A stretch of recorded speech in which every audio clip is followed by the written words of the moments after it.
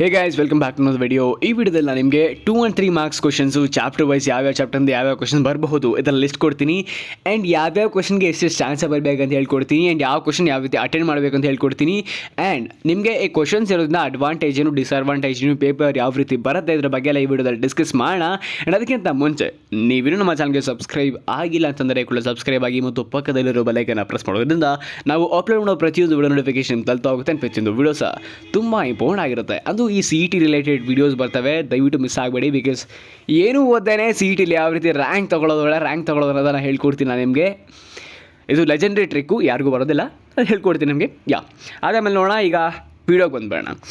First of all ಈ ನೀವೇನು video ಕೇಳೋ ಏನು ಬೇಡ ಅಂತಂದರೆ ದಯವಿಟ್ಟು ಈಗಲೇ ಪಟ್ಟಂತ ಹೋಗಿ ಡಿಸ್ಕ್ರಿಪ್ಷನ್ ಚೆಕ್ ಮಾಡಿ, ಅಲ್ಲಿ PDF ಸಿಗುತ್ತೆ, ನೋಡ್ಕೊಬಹುದು. ಯಾರಿಗೆ ಇಂಪಾರ್ಟೆಂಟಾಗಿ ಯಾವ ರೀತಿ ಯಾವ ಕ್ವಶನ್ ಎಷ್ಟು ಮಾರ್ಕ್ಸ್ಗೆ ಏನು ಆನ್ಸರ್ ಬರೀಬೇಕು, ಪೇಪರ್ ಯಾವ ರೀತಿ ಇರಬೇಕು, ಆ್ಯಂಡ್ ಯಾವ್ಯಾವ ಕ್ವಶನ್ ಅಟೆಂಡ್ ಮಾಡಬೇಕು, ಇದ್ರ ಬಗ್ಗೆ ಕೇಳೋ ಕ್ಯೂರಿಯಾಸಿಟಿ ಇದ್ದರೆ ಕೇಳಿಸ್ಕೋಬಹುದು. ಆ್ಯಂಡ್ ಇದರಲ್ಲಿ ಕೆಲವೊಂದಷ್ಟು ರಿಯಲ್ ಫ್ಯಾಕ್ಟ್ಸನ್ನು ಹೇಳ್ತಾ ಹೋಗ್ತೀನಿ. ನನ್ನ ಎಕ್ಸ್ಪೀರಿಯನ್ಸ್ ಪ್ರಕಾರ 2-3 ಮಾರ್ಕ್ಸ್ಗೆ ಅವ್ರೇನು ಜಾಸ್ತಿ ಎಕ್ಸ್ಪೆಕ್ಟ್ ಮಾಡೋದಿಲ್ಲ.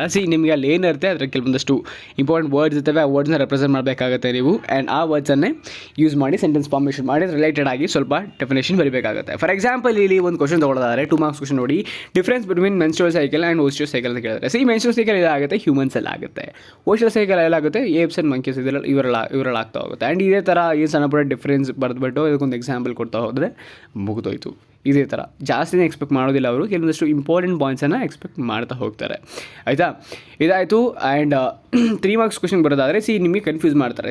ಡಿಫೈನ್ ಲೈಫ್ ಸ್ಪ್ಯಾನ್, ಇದು 1 ಲೈನಲ್ಲಿದೆ. ಇದಕ್ಕೆ 3 ಮಾರ್ಕ್ಸ್ ಕ್ವಶನ್ ಹೆಂಗೆ ಅಂತ ಕೇಳಿದ್ರೆ, this is where you have to be careful. Because ಒಂದೇ ಒಂದು ವರ್ಡ್ ಕೇಳಿದ್ರೆ ಅಂತಂದಷ್ಟು ಬರೀಬಾರ್ದು, ಅದಕ್ಕೆ ರಿಲೇಟೆಡ್ ಆಗಿರೋ ಏನೇನು ಗೊತ್ತು ನಿಮಗೆ ಎಲ್ಲ ಬರೀತಾ ಹೋಗಬೇಕು. ಆಯಿತಾ, 3 ಮಾರ್ಕ್ಸ್ ಎಷ್ಟು ಬೇಕು, ಒಂದು 6 ಪಾಯಿಂಟ್ಸ್ 7-8 ಪಾಯಿಂಟ್ಸ್ ಬರೆದ್ರೆ ಸಾಕಾಗುತ್ತೆ. ಆಯಿತಾ, ಇದು ನೆಕ್ಸ್ಟು ನಿಮಗೆ ಏನಕ್ಕೆ ಈ ಕ್ವಶನ್ಸ್ ಕೊಡ್ತಿದ್ದೀನಿ ಅಂತಂದರೆ, SSLC ಗಂಟನೂ ಕ್ವಶನ್ಸನ್ನು ನಾವು SSLC ಗಂಟನೂ ಟೆಕ್ಸ್ಟ್ ಬುಕ್ಕನ್ನು ಓದ್ಕೊಂಡ್ಬರ್ತಿದ್ದೋ.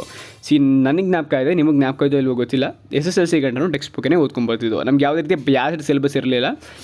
SSLCನೂ ಒಂದಷ್ಟು ಕ್ವಶನ್ ಪೇಪರ್ನ ರೆಫರ್ ಮಾಡಿದರೆ ಪಾಸ್ ಆಗಬಹುದಾಗಿತ್ತು. ಆದ್ರೂ ಟೆಕ್ಸ್ಟ್ ಬುಕ್ಕನ್ನು ಓದು ಅಳವಡಿಕೆ ಇತ್ತು. ಟೀಚರ್ಗಳು ಬಂದು ಟೆಕ್ಸ್ಟ್ ಬುಕ್ಕನ್ನು ಹಿಡ್ಕೊಂಡು ಪಾಠ ಮಾಡಿ ನಮಗೆ ಅರ್ಥ ಮಾಡಿಸ್ಬಿಟ್ಟು ಹೋಗ್ತಿದ್ರು ಅಲ್ವಾ.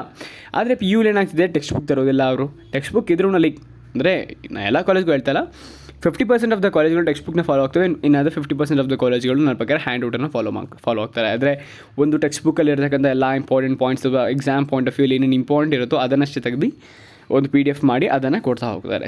ಅದೇ ಮೋಸ್ಟ್ ಪ್ರಾಬಬ್ಲಿ ಆಗುವಂಥದ್ದು ನನ್ನ ಪ್ರಕಾರ ಮೆಜಾರಿಟಿ ಸಿನಾರಿಯೋಗಳಲ್ಲಿ. ಅದಕ್ಕೋಸ್ಕರ ಕ್ವಶನ್ಸನ್ನು ರೆಫರ್ ಮಾಡಿ ಅಂತ ಹೇಳ್ತೀನಿ. ಕ್ವಶನ್ಸ್ ಅಂತ ಬಂದ ತಕ್ಷಣ ನಿಮಗೆ ಕ್ವಶನ್ಸ್ ಎಲ್ಲಿ ಕೊಡ್ತಾ ಇದ್ದಾರೆ ಅಂತಂದರೆ ಅಲ್ಲಿ ಪಾಸಿಂಗ್ ಕ್ರೈಟೀರಿಯಾ ಇದ್ದೇ ಇರುತ್ತೆ ಅಂತ ಅರ್ಥ. ಒಂದಷ್ಟು ಕ್ವಶನ್ ಪೇಪರ್ಗಳನ್ನ ಪ್ರಾಕ್ಟೀಸ್ ಮಾಡಿಬಿಟ್ರೆ ನೀವು ಆರಾಮಾಗಿ ಪಾಸ್ ಆಗೋದ್ರಲ್ಲಿ ಎರಡನೇ ಡೌಟ್ ಇಲ್ಲ. ಎಲ್ಲ ಕ್ವಶನ್ ಪೇಪರಲ್ಲಿ ರಿಪೀಟ್ ಆಗಿರತಕ್ಕಂಥ ಕ್ವಶನ್ಸನ್ನು ಇಲ್ಲಿ ಚಾಪ್ಟರ್ ವೈಸ್ ಲಿಸ್ಟ್ ಔಟ್ ಮಾಡ್ತಾ ಹೋಗಿದ್ದೀನಿ. ಚಾಪ್ಟರ್ ವೈಸು ಇಲ್ಲಿ ರಿಪೀಟೆಡ್ ಹೆಲ್ತ್ ಅಂತಿದೆ, 2 ಮಾರ್ಕ್ಸ್ ಕ್ವಶನ್ ಏನು ಬರಬಹುದು, 3 ಮಾರ್ಕ್ಸ್ ಕ್ವಶನ್ ಏನು ಬರಬಹುದು, ಮತ್ತು principle of inheritance and variations ಇದರಲ್ಲಿ 2 ಮಾರ್ಕ್ಸ್ ಕ್ವಶನ್ ಏನು ಬರಬಹುದು, 3 ಮಾರ್ಕ್ಸ್ ಕ್ವಶನ್ಸ್ ಏನು ಬರಬಹುದು, ಇದ್ರ ಬಗ್ಗೆ ಎಲ್ಲ ಕಂಪ್ಲೀಟಾಗಿ ಕ್ವಶನ್ಸ್ ಇದ್ದಾವೆ. ಇಲ್ಲಿ ಎಲ್ಲ ಓದೋ ಅವಶ್ಯಕತೆ ಇಲ್ಲ. ಇದರಲ್ಲಿ ಕೆಲವೊಂದಷ್ಟು ಕ್ವಶನ್ ಬಂದಿರೋದಲ್ಲೇ ರಿಪೀಟ್ ಆಗಿದೆ, ಟ್ವಿಸ್ಟ್ ಆಗಿದೆ ಕ್ವಶನ್ಸ್ಗಳು, ನೋಡಿಕೊಂಡು ಅನಲೈಸ್ ಮಾಡಿ ಓದಬೇಕಾಗತ್ತೆ ನೀವು. ಆ್ಯಂಡ್ ಇದಾಗಿತ್ತು. ಆ್ಯಂಡ್ ಪೇಪರು ನನ್ನ ಪ್ರಕಾರ ವೇರಿಯೇಷನ್ಸ್ ಆಗ್ತಾಯಿದೆ. ಮೋಸ್ಟ್ ಪ್ರಾಬಬ್ಲಿ ಈ ಸಲ ನಿಮಗೆ ಮಾಡರೇಟ್ಲಿ ಈಸಿ ಪೇಪರ್ ಕೇಳ್ತಾರೆ, ಡಿಫಿಕಲ್ಟ್ ಕೇಳೋದಿಲ್ಲ. ಅಂದರೆ ಏನೇನು ಜನರಲಾಗಿ ಪಾಸಿಂಗ್ ಕ್ರೈಟೀರಿಯಾ ಇರುತ್ತೋ, for example reproductive, male reproductive, female reproductive, ಮತ್ತು DNA ಸ್ಟ್ರಕ್ಚರ್ ಅದು ಇದು ಏನಿದೆ, ಎಕ್ಸ್ಪೆರಿಮೆಂಟ್ಸು, ಮತ್ತು ಮೆಂಡಿಲಿಯನ್ಸ್ ಎಕ್ಸ್ಪೆರಿಮೆಂಟ್ಸು, ಮತ್ತು ಡಿಸೀಸಸ್ಗಳು ಎಕ್ಸ್ಪ್ಲೇನ್ ಮಾಡೋದು, ಮತ್ತು ರಿಪ್ರೊಡಕ್ಟಿವ್ ಹೆಲ್ತಲ್ಲಿ ಕೆಲವೊಂದಷ್ಟು ಡೆಫಿನೇಷನ್ಸ್ ಮತ್ತು ಕೆಲವೊಂದಷ್ಟು ಕಾಂಟ್ರಸೆಪ್ಟಿವ್ ಮೆಥಡ್ಸು ಇಂಥವನ್ನ ಕೇಳೋದು ಕಾಮನ್ನು. ಆಯಿತಾ, ಅದಕ್ಕೋಸ್ಕರ ಅವನ್ನೆಲ್ಲ ಪಕ್ಕ ಮಾಡ್ಕೊಂಬಿಡಿ. ನೀವು ಡಯಾಗ್ರಾಮ್ಗಳನ್ನ ಯಾವುದೂ ಮಿಸ್ ಮಾಡಿಬಿಡಿ. ಡಯಾಗ್ರಾಮ್ ಲಿಸ್ಟು ನಾಳೆ ಕೊಡ್ತೀನಿ ನಿಮಗೆ. ಡಯಾಗ್ರಾಮ್ನ ಒಂದಿನ ಮುಂಚೆ ನೋಡ್ಕೊಂಡ್ರೆ ಸಾಕಪ್ಪ, ನೀವು ಆರಾಮಾಗಿ ಕಲ್ತ್ಕೊಬೋದು. ಆ್ಯಂಡ್ ಡಯಾಗ್ರಾಮ್ಗಳು ಕಲಿಯೋದು ತುಂಬ ಇಂಪಾರ್ಟೆಂಟ್. ಬಿಕಾಸ್ ಡಯಾಗ್ರಾಮಿಂದನೇ ಪಾಸ್ ಆಗಬಹುದು. ನಿಜ 18ರಿಂದ 19 ಮಾರ್ಕ್ಸ್ಗೆ ಡಯಾಗ್ರಾಮ್ ಬಂದಿರುತ್ತೆ, ಸಣ್ಣ ಪುಟ್ಟದ್ದು ಎಲ್ಲರೂ ಬರ್ಕೊಂಡ್ರೆ ಆರಾಮಾಗಿ ಪಾಸ್ ಆಗಿಬಿಡ್ಬಹುದು.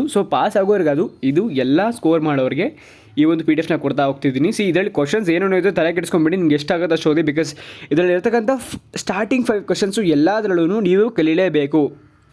ಆಯಿತಾ. ಆಮೇಲೆ ಕೆಲವೊಂದಷ್ಟು ಇಂಪಾರ್ಟೆಂಟ್ ಕ್ವಶನ್ ಇರ್ತವೆ. ಫಾರ್ ಎಕ್ಸಾಂಪಲ್ ಯಾವುದೊಂದು ಚಾಪ್ಟರ್ ತೊಗೊಂಡ್ರೆ PCR ಅಂತ ತೊಗೊಂಡ್ರೆ ಪಾಲಿಮರೇಷನ್ ರಿಯಾಕ್ಷನ್ ಕಲಿಯಬೇಕಾಗುತ್ತೆ ನೀವು.